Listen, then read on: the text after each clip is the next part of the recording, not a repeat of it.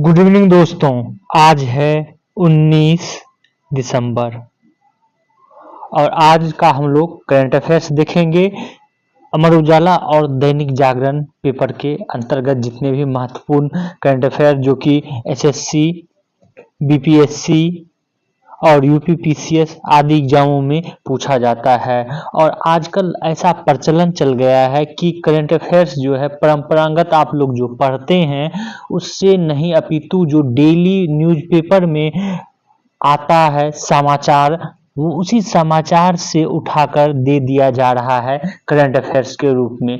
पहले क्या होता था, करंट अफेयर्स का एक क्राइटेरिया होता था कि भाई ये चैप्टर है और या ये तथ्य है, इसको करंट अफेयर्स के अंतर्गत पूछा जाएगा और जो अन्य तथ्य है वो एक समाचार है, न्यूज है, ये जो है होता था। लेकिन आजकल क्या है हो रहा है कि कोई भी न्यूज या समाचार उसको एज ए करंट अफेयर्स पूछ रहा है। तो इसलिए ये इम्पोर्टेंट हो जाता है कि आप लोग डेली हो सके तो न्यूज़पेपर 2 जरूर पढ़ें। इसके बारे में हम कल भी बताए थे और भी जो है ये सलाह दे रहे हैं आप लोगों को कि इसको पढ़ने के लिए।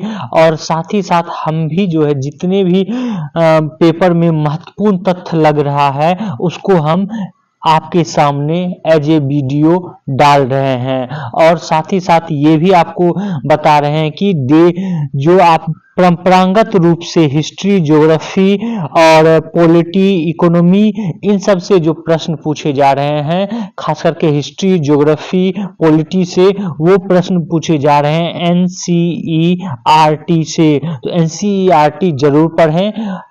संभावना है कि 1-2 दिन बाद जो है या यूपीपीसीएस के एग्जाम के बाद हम आप लोगों को एनसीईआरटी का अलग से वीडियो में बताएंगे पूरे क्रमवार। और साथ ही साथ ये भी जानकारी देंगे कि एनसीईआरटी से किस चैप्टर से कहां से प्रश्न किस प्रकार पूछा जा सकता है। एसएससी में अलग टाइप से पूछता है, बीपीएससी में अलग और यूपीपीसीएस में अलग तरह से पूछता है। तो उसके बारे में हम जानकारी देंगे।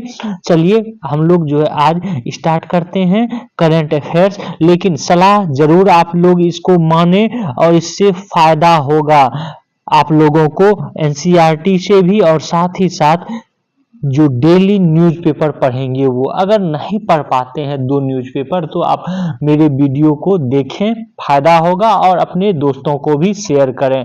पहला करंट अफेयर्स की आज बात करते हैं। पहला करंट अफेयर्स है, आप जो ये धुआं और ये बिल्डिंग देख रहे हैं ये है संसद, और ये संसद है लाइबेरिया की। लाइबेरिया एक देश है, कहाँ का? तो अफ्रीका कॉन्टिनेंट का। अफ्रीका कॉन्टिनेंट का एक देश है लाइबेरिया। आप देखेंगे ये आपको गिनी के तट पे जो है मिलेगा ये देश। और यहाँ की लाइबेरिया की राजधानी है मोनरोविया।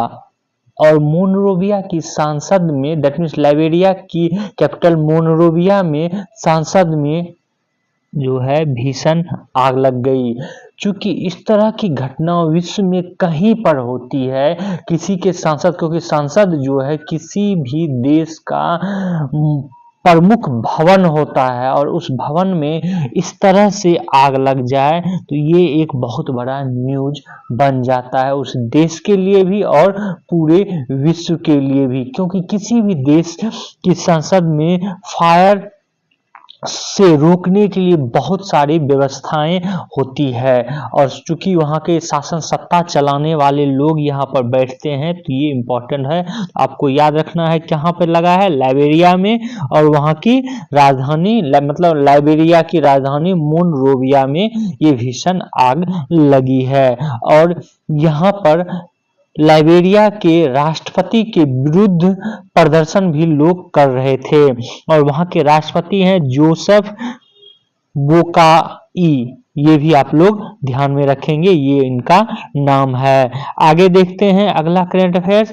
अगला करंट अफेयर्स है कि ग्रेटर नोएडा नहीं, अब द्वारका में देश का सबसे लंबा गोल्फ कोर्स जो है बन गया है, बनकर तैयार हो गया है। अब ये द्वारका से आप लोग ये मत समझिएगा कि ये गुजरात वाला द्वारका है, ये गुजरात वाला द्वारका नहीं है, अपितु ये दिल्ली के अंतर्गत एक क्षेत्र है जिसको कि द्वारका बोला जाता है। और द्वारका को विभिन्न सेक्टरों में बांटा गया है। दिल्ली में आप कभी दिल्ली आएंगे तो आप देखेंगे सेक्टर 1, 2 इस तरह द्वारका में है। तो गोल्फ कोर्स जो है भारत का सबसे लंबा गोल्फ कोर्स ये द्वारका में उद्घाटन किया गया उपराज्यपाल वीके सक्सेना द्वारा बुधवार को। देश का सबसे लंबा गोल्फ कोर्स अब नोएडा नहीं रहा और ये सेक्टर द्वारका सेक्टर 24 में ये गोल्फ कोर्स बनाया गया। इन गोल्फ कोर्स में जो है के उद्घाटन में दिल्ली दक्षिणी दिल्ली के सांसद रामवीर सिंह बघूरी, डीडीए उपाध्यक्ष विजय कुमार सिंह आदि भी मौजूद रहे। और साथ ही साथ यहाँ पर वीके सक्सेना ने ये भी बात कहा कि जब 2019 में फिट इंडिया मूवमेंट की शुरुआत की गई थी तो उसी मूवमेंट के तहत इसकी आधारशिला रखी गई थी इस गोल्फ कोर्स की। तो बस आपको यहाँ पे ये याद रखना है कि भारत का सबसे लंबा गोल्फ कोर्स कहाँ पर है, तो दिल्ली में, दिल्ली के कहाँ, द्वारका सेक्टर 24 में खोला गया है। अगला देखते हैं हम लोग करंट अफेयर्स। आज का अगला करंट अफेयर्स है कि साहित्य अकादमी पुरस्कार से संबंधित अभी 2024 का साहित्य अकादमी पुरस्कार दिया गया है और यह साहित्य अकादमी पुरस्कार 21 भाषा में दिया गया है, 21 भाषाओं में, लेकिन 21 भाषाओं के अलग अलग राइटर को दिया गया है। लेकिन आपको 3 से 4 भाषाओं का जरूर नाम याद रखना है कि उनको किन किन लेखक या लेखिकाओं को दिया गया है। जैसे हिंदी के क्षेत्र में दिया गया है गगन गिल को, ये हैं गगन गिल, इनको दिया गया है हिंदी के क्षेत्र में। वहीं पर मैथिली के क्षेत्र में दिया गया है महेंद्र मलगिया को।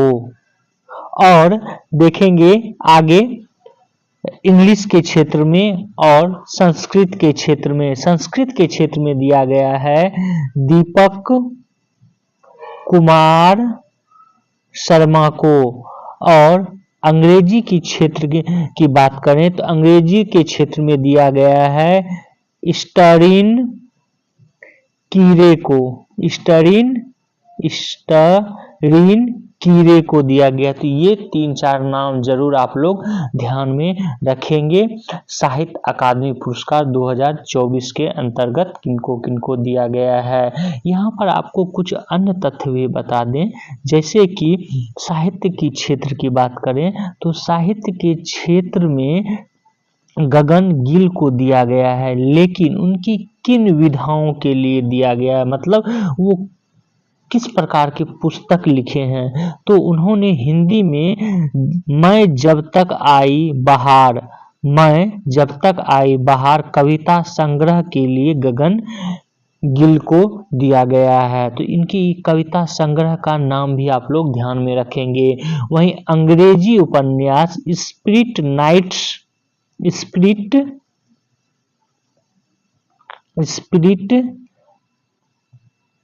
नाइट्स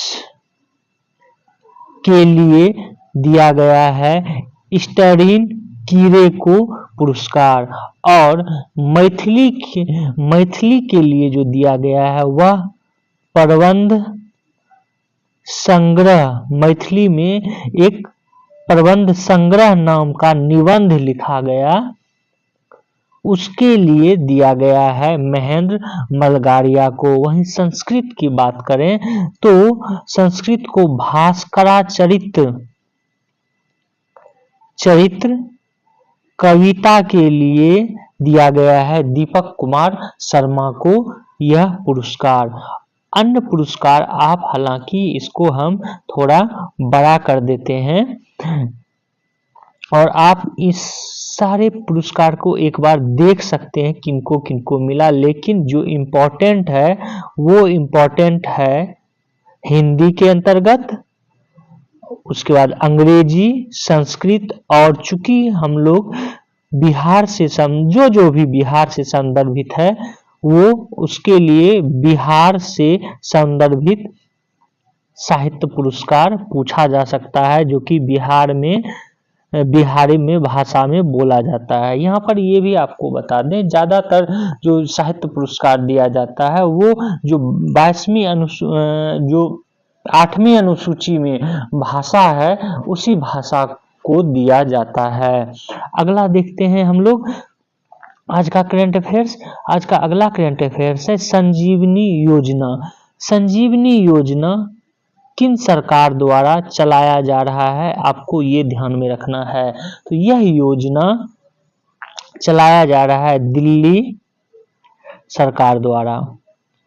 इस योजना के तहत 60 साल से ऊपर के बुजुर्गों को मुफ्त इलाज कराया जाएगा। ये हालांकि अभी लागू नहीं किया गया है, इसको जो है लागू करने की बात चल रही है, लेकिन आपको इसका उद्घाटन किसने किया, तो अरविंद केजरीवाल जो कि आम आदमी पार्टी के राष्ट्रीय संयोजक हैं। उसके बाद अतिशी जो कि मुख्यमंत्री हैं दिल्ली की, इन्होंने ये घोषणा की है। और आपको यहाँ पर ये भी बता दें कि दिल्ली एक ऐसा केंद्र शासित प्रदेश या राज्य कहें, राज्य सह केंद्र शासित प्रदेश जिसने आयुष्मान भारत योजना लागू नहीं किया है अभी तक, और उसी के जगह ये जो है संजीवनी योजना को लागू कर रहे हैं। ये भी आपको ध्यान में रखना है। आगे देखते हैं हम लोग, अगला करंट अफेयर्स है, ये है वैक्सीन बनाई गई है कैंसर रोधी, किसके द्वारा, रूस के द्वारा। तो आपको यहाँ पर ये याद रखना है कि हाल ही में किस देश ने कैंसर रोधी वैक्सीन बनाई है, रूस ने ये बनाई है। और कहा जा रहा है कि ये सदी का सबसे बड़ा खोज है, क्योंकि देखिए अगर आप कैंसर की दवाई बना रहे हैं तो दवाई से क्या होता है कि कैंसर आप ठीक होता है, और जब वैक्सीन लगाते हैं तो वैक्सीन से क्या होता है कि आप कैंसर होने ही नहीं देते हैं। अगर आप लोगों को जानकारी ना हो तो इसको हम थोड़ा डिटेल्स में आपको बता देते हैं कि दवाई और वैक्सीन में अंतर क्या होता है। वैक्सीन और दवाई आपको जब बीमारी हो गई तो ये दवाई दिया जाता है। वैक्सीन आपको बीमारी नहीं हुई है लेकिन होने की संभावना है, तब ये वैक्सीन लगाया जाता है। दैट मीन्स कि वैक्सीन किसी भी बीमारी को होने से पहले जो है लगाया जाता है। जैसे आप लोगों ने कोरोना वैक्सीन लगाया और कोरोना बहुत सारे लोगों को कोरोना नहीं हुआ था भारत में, लेकिन उन्होंने वैक्सीन लिया कि कोरोना नहीं हो। लेकिन जब दवाई की बात करते तो दवाई जब कोरोना हो गया था तो उसके बाद लोगों ने दवाई ली थी, हालांकि कोरोना की कोई दवाई नहीं थी लेकिन उसका जो है दवाई लिया था जिससे कि ठीक हो सके। तो ये होता है। तो ये चूंकि वैक्सीन बनाया है रूस ने, ये बहुत बड़ी खोज है। इसका नाम जो है अभी वर्तमान में mRNA वैक्सीन रखा गया है।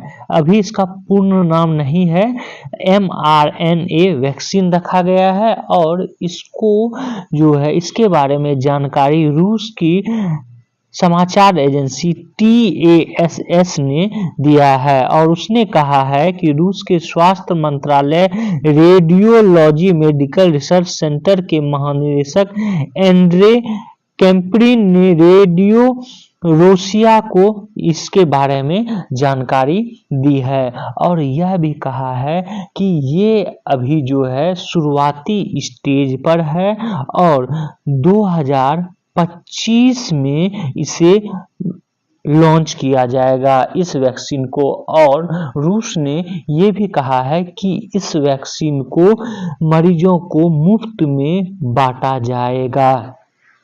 तो ये बहुत ही बड़ा इन्वेंशन है इस सदी का।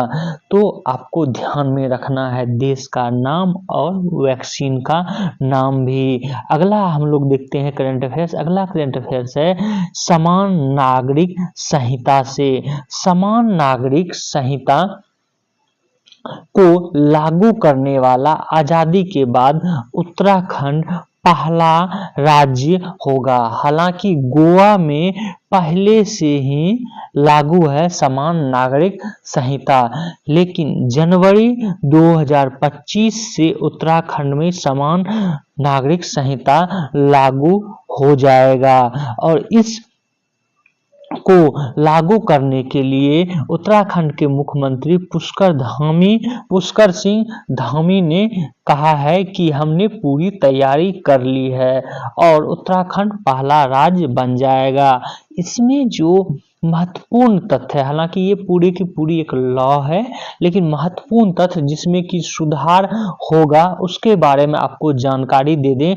इस संहिता को 4 भागों में बांटा गया है या 4 खंडों में बांटा गया है। विवाह और विवाह विच्छेद, उत्तराधिकार, सहवासी संबंध अर्थात लिव इन रिलेशनशिप और विविध, ये 4 भागों में इसको विभाजित किया गया है। और इसके अंतर्गत बहु विवाह, बाल विवाह, तलाक, इद्दत, हलाला जैसी प्रथाओं पर रोक लगाई गई है और विवाह का पंजीकरण अनिवार्य कर दिया गया है। इसके अंतर्गत इसमें पति पत्नी के जीवित रहते दूसरा विवाह पूर्ण रूप से प्रतिबंधित कर दिया गया है। जैसा कि आप अभी देखते होंगे हिंदू मैरिज एक्ट में, हिंदू मैरिज एक्ट के तहत यह प्रावधान है कि अगर पत्नी जीवित है तो दूसरा विवाह नहीं कर सकता है पति, या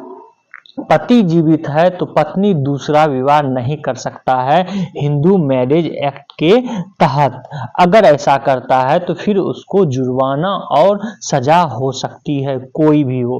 अब आप लोग कहेंगे सर हम तो मेरे पड़ोस में है या ऐसे, वो चोरी छुपे है। अगर आप जाके थाना में केस दर्ज करेंगे या वो महिला जिसका पति ने शादी कर लिया है या वो पुरुष जिसकी पत्नी ने शादी कर ली है तो उसको जेल और जुर्माना हो सकता है। अब ये जो कानून है ये मुस्लिमों पर भी एप्लीकेबल हो जाएगा और साथ ही साथ सभी धर्म और समुदाय के सभी वर्गों में पुत्र और पुत्रियों को संपत्ति का बराबर अधिकार दिया गया है। जायज व नाजायज बच्चों में कोई भेद नहीं किया गया है। लिव इन रिलेशन पर पंजीकरण अनिवार्य होगा। अभी आप देखते होंगे दिल्ली, मुंबई, इन सब में जो है लिव इन रिलेशन में लोग धड़ल्ले से रह रहा है। दैट मीन्स बिना शादी किए हुए लड़का लड़की रह रहे हैं एक शादीशुदा व्यक्ति की तरह, लेकिन इसमें पंजीकरण नहीं होता था। अब उत्तराखंड में कोई ऐसा रहेगा तो उसको पंजीकरण करवाना होगा। तो ये सब चेंजिंग किया गया है और ये समान नागरिक संहिता 2025 से लागू हो जाएगा जनवरी माह से। अगला है करंट अफेयर्स। हालांकि ये जानकारी के लिए संभावना है कि इससे संबंधित प्रश्न नहीं पूछे जाएंगे, लेकिन जान लें आप लोग कि पराली, जिसको कि हम लोग पुआल बोलते हैं, लार बोलते हैं धान का, तो उसको जलाने पर अब जुर्माना दुगुना जो है लगेगा।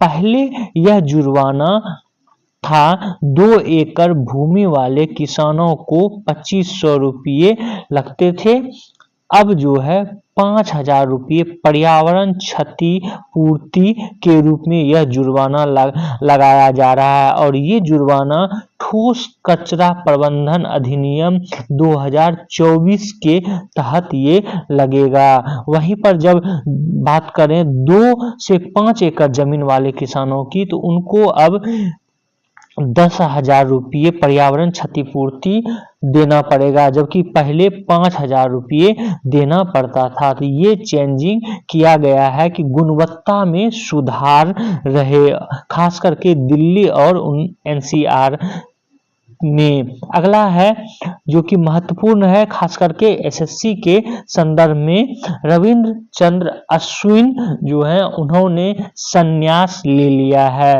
और रविंद्र चंद्र अश्विन दिग्गज स्पिनर हैं और गावस्कर ट्रॉफी, जो अभी बॉर्डर गावस्कर ट्रॉफी ऑस्ट्रेलिया में हो रहा है, उसी के दौरान इन्होंने संन्यास ग्रहण किया है। और टेस्ट क्रिकेट में सबसे ज्यादा विकेट लेने वालों में इनका स्थान दूसरा है। अनिल कुंबले का पहला स्थान है, जिन्होंने 132 मैच में 619 विकेट लिया है। रविंद्र चंद्र अश्विन दूसरे स्थान पर 106 टेस्ट क्रिकेट में 537 विकेट लिए हैं। उसके बाद आप देखें कपिल देव, हरभजन सिंह, रविंद्र जडेजा, इन लोगों का नाम आता है। आगे इनके बारे में बता दें, वर्ल्ड लेवल पर बात करें तो वर्ल्ड लेवल पे जो है टेस्ट में मुरलीधरन है, 133 मैच में 800 विकेट लिए हैं। उसके बाद शेन वॉर्न है, 145 में 708 विकेट लिए हैं। जेम्स एंडरसन है, अनिल कुंबले हैं, स्टुअर्ट ब्रॉड है, ग्लेन मैग्रा है। ग्लेन मैग्रा, उनके बाद अश्विन का नाम आता है, 106 मैच में 537। तो ये भी याद रखेंगे कि टेस्ट क्रिकेट में सबसे अधिक विकेट लेने वाला विश्व का खिलाड़ियों में मुरलीधरन का नाम आता है। और आप लोग कमेंट्स बॉक्स में बताएंगे कि मुरलीधरन किस देश की ओर से खेलते थे। आपको यहाँ ये भी बता दें अश्विनी के बारे में कि 4 बार अश्विनी ने शतक लगाने के साथ टेस्ट में 5 विकेट लिए हैं। इस मामले में इयान बाथम ही उनसे आगे हैं, जिन्होंने कि 5 बार 5 विकेट लिए हैं, जबकि अश्विन 4 बार लिए हैं। कम से कम 2,200 विकेट लेने वाले स्पिनर के लिए टेस्ट में 50.7 के सर्वश्रेष्ठ स्ट्राइक रेट भी इनका था। और मुरलीधरन के साथ संयुक्त रूप से सबसे ज्यादा 11 बार player of the test series award भी अश्विन जीते हुए हैं। ये भी आप लोग ध्यान में रखेंगे। तो ये था करंट अफेयर्स क्रिकेट से संबंधित। अगला देखते हैं, ये भी इम्पोर्टेंट करंट अफेयर्स है, क्योंकि पहली बार खो खो विश्व कप हो रहा है। और ये खो खो विश्व कप 13 से 19 जनवरी तक होगा न्यू दिल्ली और कहां, तो नोएडा में। कहां होगा? इंदिरा गांधी इंडोर स्टेडियम जो कि न्यू दिल्ली में है। उसके बाद नोएडा इंडोर स्टेडियम जो कि नोएडा गौतम बुद्ध नगर डिस्ट्रिक्ट में है। और इसमें 24 देश जो है इस खो खो में खेलेंगे। 21 पुरुष टीम का और 20 महिलाएं टीम इस प्रतियोगिता में 13 से 19 जनवरी के बीच भाग लेंगे। और भारत और पाकिस्तान का पहला खो खो मैच होगा। और इस खो खो मैच के ब्रांड एम्बेसडर जो है सलमान खान को बनाया गया है, टूर्नामेंट का ब्रांड दूत। ये भी आप लोग याद रखेंगे, चूंकि पहली बार हो रहा है और पहली बार भारत में हो रहा है, तो ये इंपॉर्टेंट है, जरूर ध्यान में रखेंगे। आज का करंट अफेयर्स इतना ही है। आप लोग हमारे इस वीडियो को जितना हो सके शेयर करें, सब्सक्राइब करें और बेल आइकन को जरूर दबा लें। Thank you for watching this video.